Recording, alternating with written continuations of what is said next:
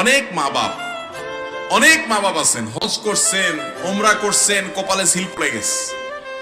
সন্তানের প্রতি এই অবিচারের কারণে আপনার জাহান্নামে যাওয়ার জন্য যথেষ্ট হবে, আর কিচ্ছু লাগবে না। আপনার জাহান্নামে যেতে আর কিচ্ছু লাগবে না, এই সন্তানের আহাজারে যথেষ্ট হবে। ভালো করে শুনে রাখেন, আমার বাবার টাকায় আমি প্রবাসে যাই, আমি দীর্ঘ 18 বছর প্রবাসে কাটাই। আমার 3 বোন এবং 2 ভাই, আমি পরিবারের বড় সন্তান। আমার উপার্জন অর্থের দ্বারা 3 বোনের লেখাপড়া করার এবং 1 ভাইয়ের লেখাপড়ার যাবতীয় খরচ বহন করি এবং সংসারের যাবতীয় খরচ বহন করি। এই 3 বোনের বিবাহের যাবতীয় খরচ আমি বহন করি। আমার উপার্জিত অর্থের দ্বারা সকল সম্পত্তি অর্জিত হয়। আমার অর্থের দ্বারা 50% জমি ক্রয় করা হয়।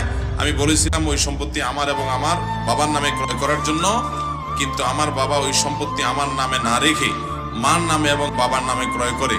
কিন্তু আমার দাবি ছিল আমার নামে এবং আমার বাবার নামে ক্রয় করার জন্য, কিন্তু ওই সম্পত্তি বাবা এবং মা আমাকে না দিয়ে 3 বোন এবং 1 ভাইকে দিয়েছে। এখন আমার